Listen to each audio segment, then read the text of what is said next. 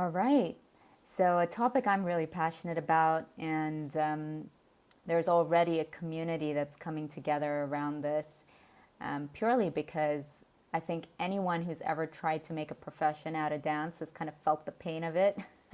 And I think that goes for any artist. It's quite hard to, you know, I guess, make your name in the industry and to be able to find the funds and to be able to find the support and the connections and what have you. And I feel that with technologies like blockchain and the ability to have this kind of corporative ownership model, we could actually change the view of what it means to have a profession that allows you to live a life of prosperity. And for the longest time, artists have always kind of, and dancers being a part of the artist network, have always been grouped in that category of the starving artist syndrome, of having the starving artist syndrome, right? How do you make ends meet? How do you pay the rent? And how do you be creative if you're going through struggles like that? And so what we're going to touch on over here is, why does it matter to create a dance token economy, so to say? The creative industry, because the entirety of it is really arts and culture, but then a component of it is the dance industry. And then I'm going to touch a little bit on the history of dance and what's in it for you to participate in a token such as the dance token. All right, so really to set the tone for this, at the end of the day, anyone who has this innate sense to create in the arts wants to have the freedom to create. And if you are an artist or know artists in your community, oftentimes when you're trying very hard to make ends meet, and I touched on that, you don't have the mental space to create the masterpieces that you want to create. And I feel that there's a shift happening right now with the help of technology as well, being able to gain more prosperity just by having more presence on social media channels. There's a lot happening in different exponential technologies that are actually creating a foundation for what it means to be in the arts, but more specifically, I'll touch on what that means for the dance community. Ultimately, we want to have the mental space to be able to create at our best. And the story for artists for the longest time, as I've said, has always been, how do I thrive while being original and being creative? And how do I not necessarily give away my creativity just to make ends meet? Because you end up compromising your originality just to satisfy a crowd. And I feel that artists would be, even dancers specifically, would be able to create brands for themselves and create funds for themselves around which they would then have this more space and bandwidth to be original and to create really from their heart rather than just to kind of get by. The dance token in its entirety is supposed to allow dancers to get together and create this dance ecosystem where it's not just dancers, but it is all the industry players that can participate in what I would like to call kind of like a cooperative fund, where you have all these amazing people who then are looking at how dance can evolve and how dancers can create prosperity for themselves. So a dancer doesn't typically just look like this, right? Like the well-poised dancer who can kind of get a stage performance because they've gone to a premium dance school and managed to make connections because they had that privilege. Nor does it look like a street dancer. This is one category of dancers, right? You have the ballerinas, you have the people who've gone to art school and they've learned the performing arts and they've managed to get into companies that then, just like you would be an employee in a company that would pay them to have a part in a play or be able to then unleash their talent, but not in its entirety because there are rules and regulations as well within these organizations and structures. But the thing I really find fascinating is how Dance allows for this space of well-being, and it allows for people to have this sense of confidence, because once you get into the body and you feel comfortable to be able to move in the body, you almost have this sense of well-being. And so the aspect of the dance token that can be very interesting as well is to allow for inclusion. And so a dancer can also look like this. And there's a lot of movement around what it means to help people who don't necessarily look the right way to be, to be performing in a big act, to get the funds to be able to do that, to be able to shape their dancing careers. And so really to create a sense of inclusion where there aren't these dance authorities or governing bodies saying, no, you don't, you're not cut for the job, or you're not necessarily going to be bringing us in the revenue we want. We need to create a space for inclusion. And so I'd like to touch a little bit on the creative economy in its entirety, right? When we talk about the creative industries, so to say, we're looking at the cultural aspect, so it's arts and culture. And you have everything in regard to the cultural side of a community, a city, a country. And then you also have the traditional cultural expressions, meaning the festivals and celebrations that come along with the culture. Another bucket is what I touched on, dance, but dance sits within a larger component, which is performing arts, which is everything from live music, anything where you need to be on stage and you have an audience and you're then performing something or the other. And this could be spoken word and poetry or opera or dance and what have you. You are in the body, you're expressing yourself from the perspective of your creative talent. Then you have the audio visuals, which is everything like film, television, radio, and other broadcasting. You have news media, which is all the games and creative content. You have creative services such as advertising, R&D, cultural, recreational activities in a city or country. You have the design aspect. These are, everything to do with like interior designing, graphic designing, fashion, jewelry, toys. You have the publishing and the printing media aspect, which is, books, press, and other publications. And you have the visual arts, which is paintings and sculptures. So what I want to share initially is a broader picture on the creative industries and how it contributes to the GDP, the global GDP. But then I want to dive into the dance industry and the challenges they face and how creating a dance token can support its development. All right, so the creative economy could grow 40% by 2030. Okay, this was a study done by the UN, the Creative Economy for Sustainable Development. It studied 9 economies, and I think it's becoming even more relevant now that we're in this era of absolute globalization, and this concept of a digital nomad is becoming more and more common. Well, what does it really mean to preserve art and culture, but then also create an evolving art and culture scene, which has more to do with fusion dance movement activities? I got on a call with someone the other day who's actually in the space of blockchain and building his own business in the sporting industry. And he was telling me about a new form of dance that he's gotten involved in. And it combines yoga, it combines Brazilian dance, and it combines a bit of Indian dance. And it's completely new. I've never seen it before. I can't even pronounce the name. But he told me it's a very small community and it's growing in popularity because that area that he stays in has those cultural influences. There's a lot of people from India in that neighborhood, as well as people who have traveled a lot. So a lot of digital nomads that come in and out.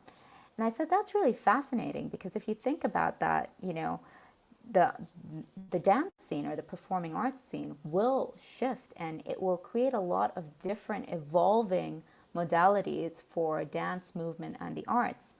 So I feel that tapping into the power of technology will actually enable this economy to actually boom even more if individuals adopt the technology. That's why I love what Unit's doing, because allowing for a baseline fundamental knowledge of what blockchain and token economies can do for dancers or artists or musicians can really help boost the creative economy, and also preserve arts and culture from an historical perspective, but then also evolve it, because people will be able to create more prosperity. And we'll get to that a little bit. So the creative industry contribution to the GDP, this is just looking at the US in billions. You can see over here, arts and culture in 2017 was at 877 billion, which is massive.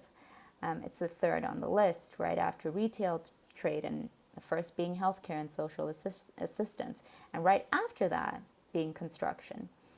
And this is looking at a 2017 study. But a recent study said that it's almost hitting the $1 trillion mark, which means it's almost going to hit the Bitcoin market cap that we're all anticipating soon, right? But just seeing this, it says that arts and culture is a huge component, and if it's given the necessary attention, it could help a lot of people within those communities. According to the UN, the creative economy industries generate annual revenues of 2.25 trillion and account for 30 million jobs worldwide.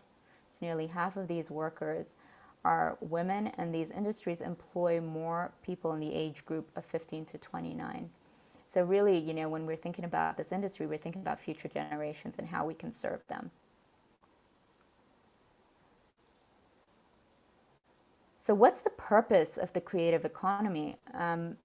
UNESCO is doing a lot in trying to help preserve as well as craft what it means for future generations to thrive in the creative economy. And a few years ago, they partnered with the World Bank, and they're helping different kind of rural areas, but also urban districts to kind of bring back the sense of culture, well-being, this concept of being united in the arts to the surface. And I think that the creative economy, even though in the US it is ranked third, it's not necessarily given as much credit when you're talking about it from an individual standpoint. And it varies from definitely from culture to culture. I would say in the subcontinent and in the Middle East, North Africa, when you talk about a profession of a dancer or an artist, people often think, well, how are you necessarily going to make it, and what benefit does it have on society? And when we look at what is happening now, and I go back to the point of globalization and the fact that we are exposed to so much more, I feel the purpose of the creative economy is to really allow for, they framed it very well, UNESCO, to allow for long-term economic growth and well-being, notably through a city, culture, and creativity framework. It all ties in together, right? I believe there's an aspect to that has to do with preserving our cultures, because wisdom needs to be preserved, and it can be preserved beautifully through arts and culture, including dance and performing arts, but then also evolving and creating new modalities of this fusion culture as we move forward, and seeing it as an economic engine rather than just a nice to have. So what are some of the challenges? Look, every industry has been hit quite dramatically by the pandemic. I would say the creative industry suffered massively.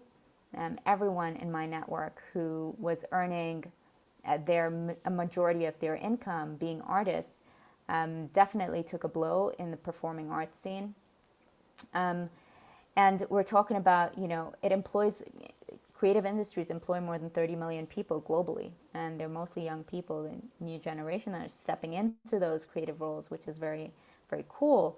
In 2020, estimates say that the cancellation of public performances alone cost authors of those performances roughly around 30% of global royalties. So there needs to be a comeback to kind of make up for those losses. And I feel like technology can really help amplify that. A lot of companies have been experimenting with kind of digitizing and using different technologies to allow for similar experiences than if people were there in person for a performance. And I'm sure all of us have kind of, in the last year and a half, have kind of either been to a virtual performance, music performance, or supported artists in these different, in these difficult times to make it. I mean, I went on a couple of Zoom calls. I remember when the pandemic initially hit, and people were starting to get really creative. I remember there was a sound engineer I knew in my network, and she just spent her time trying to create as best as possible a setup for musicians to be able to perform and earn, as well as dancers to be able to teach. So when a dancer does a Zoom class, like, how would this dancer really come through to the audience without losing that clientele over the span of the pandemic? And so, the numbers are there saying that there needs to be something done to kind of make up for it.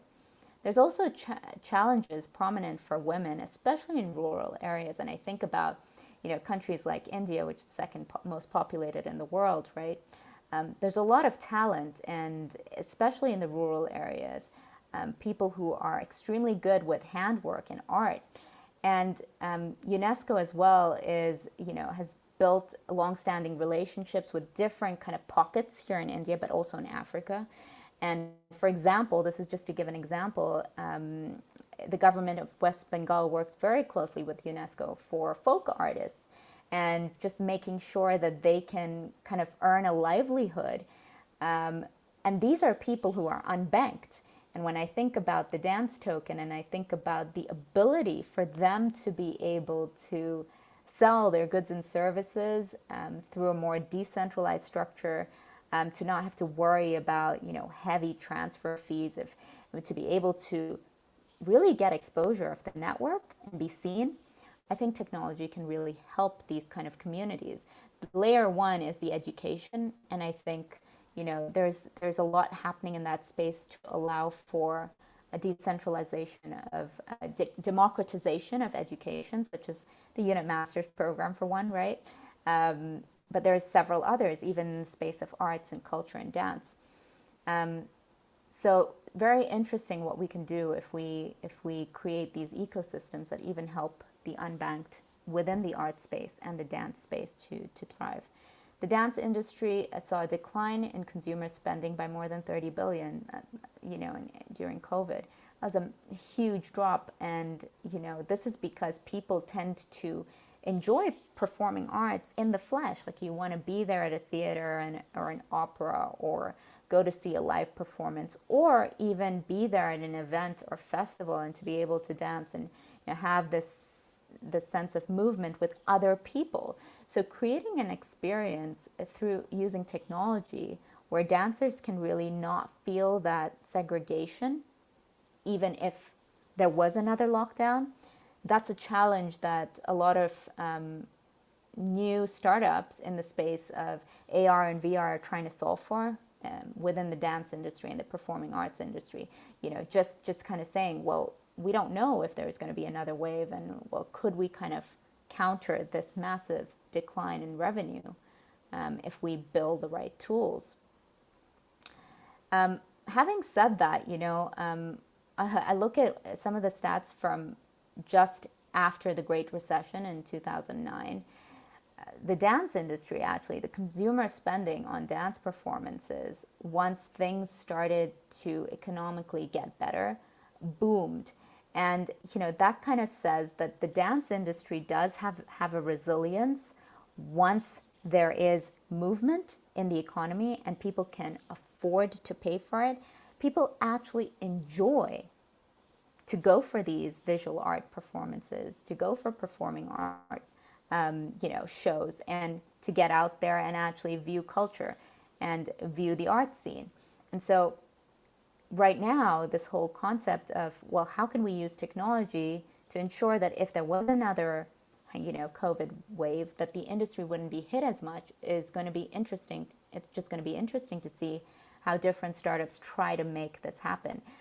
The point of this particular slide is that the dance industry can really come back strong if the right things happen in regard to the startups that are being put in place to digitize the dance industry, as well as if spending continues to rise, and if we solve for the problem of inflation and a big recession.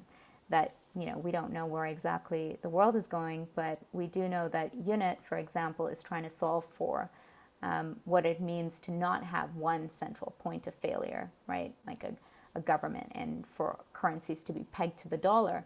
And I like to bring that up here because it does have a knock-on effect on every industry. And so blockchain technology and tokenizing a dance community can actually help counter what is happening on a larger scale in regard to governments, printing money and kind of changing the dynamics of what is valued and what isn't. The losses in 2020, unemployment rates soared, dancers and choreographers, at 45%. This is looking, so on the chart on the right, the yellow boxes are in 2019, the blue boxes are in 2020. And you can see how steep the jump is in 2020. Dancers and choreographers are really struggling right now. And I think what's happening is there's a lot of startups that are trying to solve for this problem because they see the opportunity by just viewing this very, very challenge. This chart right here kind of sums up. And this is just looking at the US. What did dance companies do during the lockdown? Well, they had to reduce the number of planned performances, reduce the number of productions, drop dancers from being employed in payroll. So, the list kind of goes on, but it shows that there needs to be a change.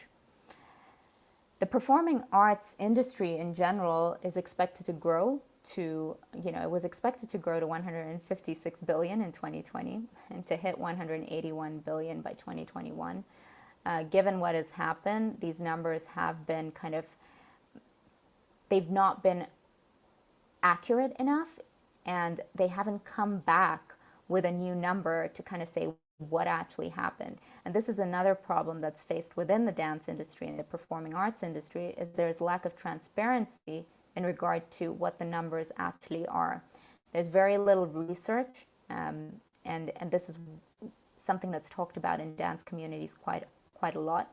People don't necessarily know what is going on a global scale. We wait for reports from UNESCO and the UN, but there aren't too many spaces that talk specifically about the dance sector and what we can do to support it. Asia Pacific was actually the largest in the region for global independent artists and performing art companies, accounting for 32% of the market. And this study was done by the UN, and it accounted for all these kind of countries when they did it, which actually says the Asia Pacific region, which was quite surprising to me, is a huge market to tap into and to support in helping dancers and performing artists. I think I'm at the half an hour mark, but I'm just going to close with a few more slides. So the technology that's seen to transform this space is, VR. How can we allow people to experience a learning dance or even experience a performance using technology? There's a lot of funding going into this space, and it's not just from the dance perspective or the dance industry perspective. The dance industry is going to piggyback from a lot of other industries in this space, so sports being one of them. How can someone view a game feeling like they're right there in the audience without actually being there in the audience? And so these investments are starting to kind of spill over, so to say, from industries like the sports industry into the dance segment and the performing arts area. Also AR in regard to, if you want to learn dance, well, how can you do it in the comfort of your home? If there is another lockdown, can you have, AR support this in some way where you feel like you're dancing with an instructor who's in front of you? Well, she looks kind of like a little bit shaky right there, but hopefully they get it right, and people are able to benefit from these kind of things in the future should You know, and it could also be if you can't go out, if you're not fit or not feeling too well, or even for the elderly, knowing that dance can actually be a great source of well-being if it's done frequently, sitting in the body. Well, could this even be something, you know, using this technology for well-being if it's done right? All right, I think I'm at the half an hour mark, and I cannot get into the history of dance, but there's a lot in there. So